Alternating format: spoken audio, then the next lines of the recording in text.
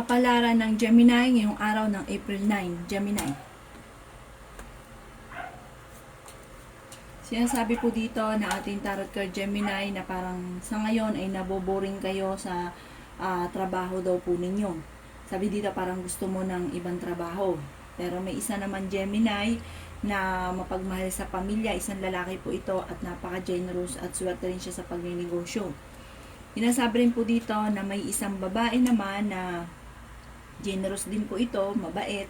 Ito daw po ay parang halos lahat ng pamilya sasakupin para lang tulungan.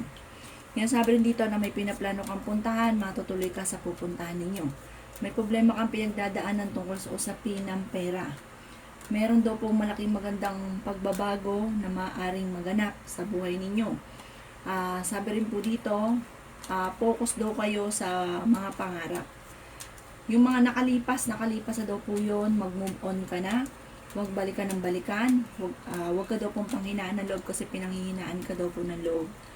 Sabi rin po dito, kayo daw po ay maging balance sa lahat ng bagay.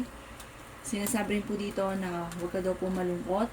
Sinasabi rin po dito na maaaring marami ka mga pangarap sa buhay. Parang sa ngayon daw po, Gemini, parang tinuturing mo isang bangungot kung ano man yung nagaganap daw po sa buhay ninyo sa ngayon. Mag-focus ka daw po sa future at huwag nang balikan yung nakalipas, yung past. Sabi rin po dito, kayo daw po ay pinanghihinaan ng loob sa ngayon. Maging mapagpasensya. Hindi ka daw po masaya sa buhay ninyo ngayon, sa pamilya daw po ninyo. Maaring nadidismaya ka daw po sa ngayon.